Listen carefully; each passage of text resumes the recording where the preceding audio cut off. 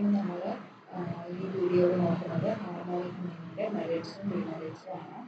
അപ്പോൾ നമ്മൾ ഒന്നാമത്തെ മെറിറ്റായിട്ട് പറയുന്നത് നമ്മൾ പറഞ്ഞിട്ടുള്ള സീരീസിലെ എല്ലാ ഐറ്റംസിനെയും ഈ ഒരു ഹാർമോണിക് മീൻ കൺസിഡർ ചെയ്യുന്നുണ്ട്.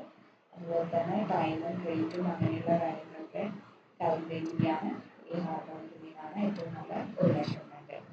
പക്ഷേ ഇതിനൊരു ലിമിറ്റേഷൻ പറയുന്നത് പെട്ടെന്ന് മനസ്സിലാക്കാൻ പറ്റില്ല, ഡിഫിക്കൽട്ടായിട്ട് കമ്പ്യൂട്ട് ചെയ്യാൻ കാൽക്കുലേറ്റ് ചെയ്യാൻ ഡിഫിക്കൽട്ടാണ്.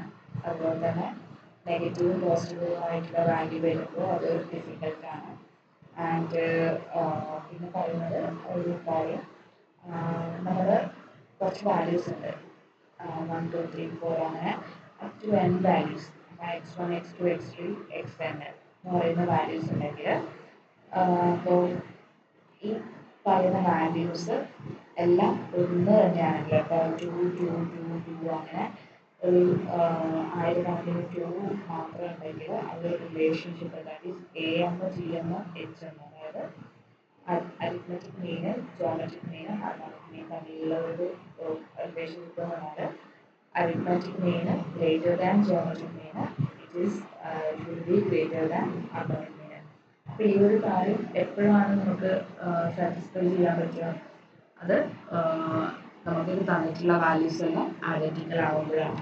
അപ്പോൾ ഈ ഒരു കാര്യം ഓർത്ത് വെക്കുക. ഓക്കെ.